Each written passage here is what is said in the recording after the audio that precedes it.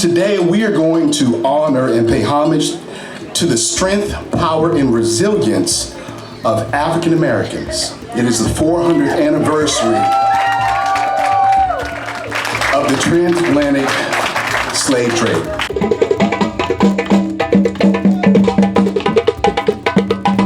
Happen to be and very proud to be one of the founding members of the Year of Return Steering Committee for the country of Ghana, and I was really pleased in conversations with the NAACP, and I just really like to give a lot of kudos and credence to your president, your national president, Derrick Johnson, for having the foresight to say that the time is now and the NAACP is the right group to lead this movement, and I need you all to know that thus far, and I believe for this entire year, the NAACP will lead the largest delegation to Ghana for the Year of Return.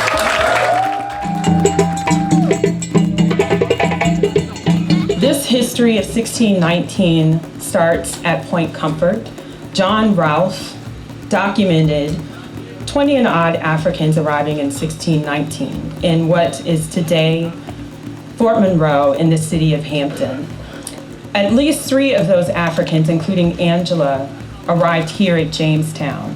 And so this is the spot as described, but there are many places. So as you journey to Ghana, I challenge you in learning more about the arrival of first Africans, Africans in North Carolina, Africans in Florida, Africans who arrived in some state of bondage that we know was captivity, and we are documenting as historians as enslavement.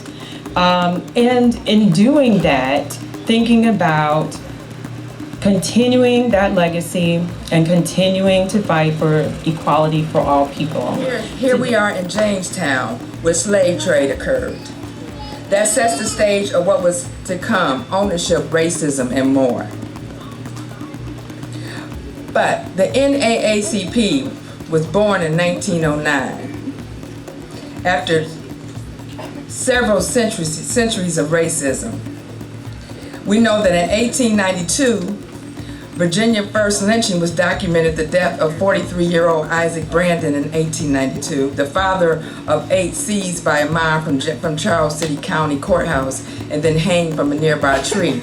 And that's not far from us.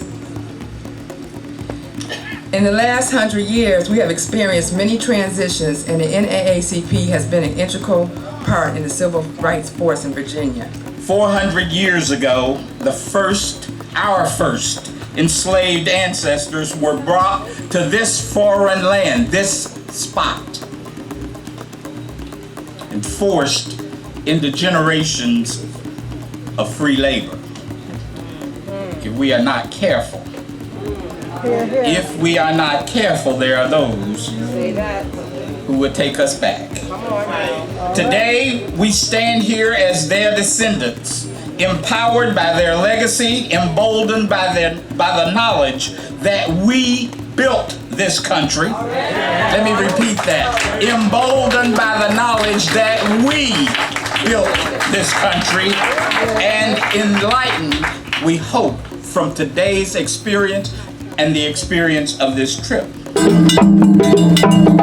are embarking on this journey in this Sankofa moment to understand the grounding we stand on is not based on someone else's definition, but it's the definition we place to our existence. And our existence is one of liberation and fighting for what is right for all mankind. We are the NAACP. Somebody asked me, said, why are you all doing this? And I say that we would not exist but for this journey we call the transatlantic movement. We are here in our Sankofa moment so that we can go back and get the knowledge necessary to prepare us for the fight that's in front of us, because when we fight, we win.